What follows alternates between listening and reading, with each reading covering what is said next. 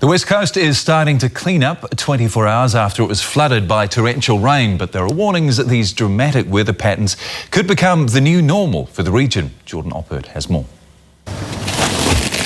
Cleaning up in Hokitika after a month's worth of rain came down in less than 48 hours. Seen all the water coming inwards, so we went around the back and got all our sandbags and piled them all along the front of our shop.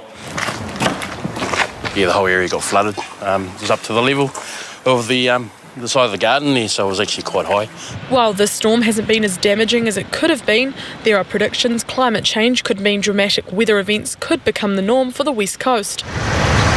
Its geography close to the Southern Alps and the Tasman Sea make it especially vulnerable. Because there's only 70 odd miles between the Tasman Sea and the top of the mountain range, the water comes down very fast, so the events come and go fairly quickly. We live on the West Coast and we get a lot of rain, and so we're learning all the time. The Ministry of Environment predict that rainfall on the West Coast could increase by 29% by 2090. That means weather events like we saw yesterday could become more often and flooding could escalate.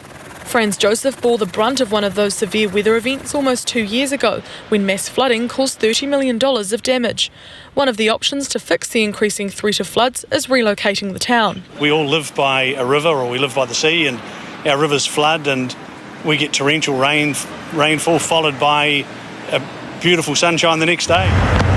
But this latest storm hasn't been all bad news. Just days ago, the Grey and Buller districts were declared drought zones. Farmers welcomed the downpour. The farmers were really screaming for some rain. Then we declare a drought, and then the next morning down it come. And that 150 millimetres certainly cleared up any doubts about the drought continuing. What is continuing, though, is the threat of more severe weather events to come. Jordan Oppert, One News.